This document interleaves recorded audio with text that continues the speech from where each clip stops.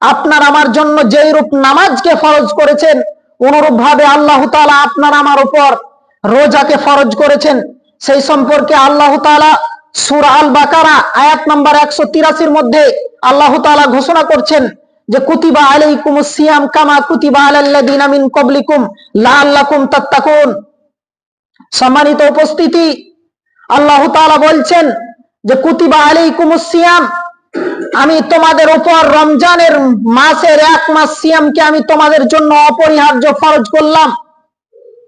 কামা কুতিবা আলাল্লাযিনা মিন ক্বাবলিকুম, যেই রূপ আমি পূর্ববর্তী যারা ঈমানদার যারা এসেছিল, যারা পূর্ববর্তী নবীগণ এসেছিল তাদের উম্মতের উপর আমি রমজানের রোজাকে যেই রূপ ফরজ করেছিলাম, পূর্ববর্তী উম্মতের উপর যেই রূপ আমি রোজাকে তাদের জন্য অপরিহার্য করেছিলাম, অনুরূপ ভাবে তোমাদের উপর ফরজ করলাম।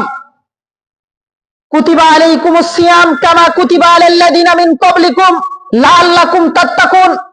কিসের জন্য আল্লাহ তাআলা এই রমজানের মাসে রোজাকে, কি কারণে আল্লাহ তাআলা এই রমজানের রোজাকে আপনার আমার জন্য ফরজ করলেন?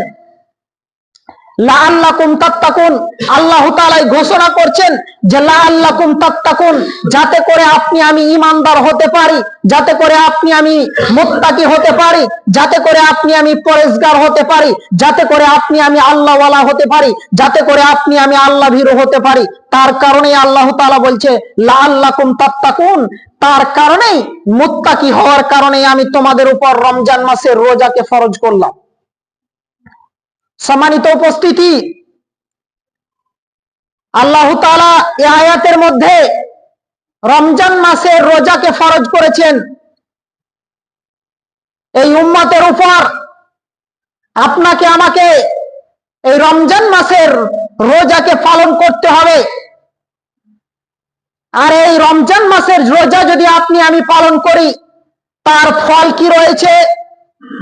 আল্লাহ রাসূল সাল্লাল্লাহু আলাইহি ওয়াসাল্লাম একটি হাদিসের মধ্যে বলছেন যে যদি কোনো ব্যক্তি এই রমজান মাসে একটি সিয়াম পালন করে, তাহলে একটি ঘোড়ার উপর আপনি সওয়ার হয়ে, একটি ঘোড়ার উপর চেপে আপনি 1 মাস ধরে যত দূর যেতে পারবেন, 1 মাস একটি ঘোড়ার উপরে চেপে আপনি যত দূর যেতে পারবেন, অত দূর পর্যন্ত আপনার জাহান্নামের আগুন থেকে আপনাকে সরিয়ে রাখা হবে।